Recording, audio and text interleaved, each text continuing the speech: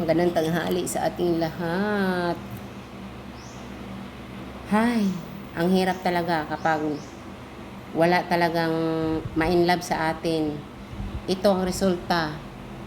Baka ito, makahanap na ko ng taong tunay magmamahal sa akin. Ang ganda-ganda ko na. Hindi man sila makuha sa pagandahan, pasiksihan. Di ito na sarili ko. Plus, yung buhok ko ganon. O, diba? Ang ganda. O, diba? Ayaw nila sa mga sexy.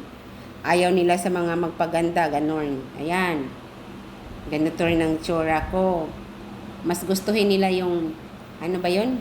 Ano ba yan? Gwapo na hindi, ano ba yun? Basta ito na. Kasi may punishment kami sa pamilya namin. Ayan. Ayaw na nilang sexy. Ayaw na nila yung maganda. Gusto nila exotic mukha. Exotic fish. O, diba? Panawagan sa mga doble-doble mga juwa dyan. Ibigay nyo yung iba sa akin. Huwag kayong matakot sa mukha ko kasi mukha lang yan. Pero kapag makita yung puso ko, naku, kahit ganito ang mukha ko, mas gustuhin nyo yung ganitong hitsura kaysa magandang hitsura. Maraming magandang hitsura, maputi, masiksi, gwapa, beautiful, pero maraming mamay-ari. Mas maganda pa ako.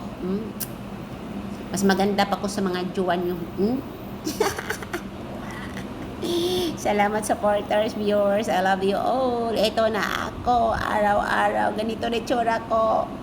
Kung hindi ko makomplito yung palisi namin. Kung hindi ko makita yung palalabs ko. Thank you so much so people. I hope I can find a true man. Aksi po I am.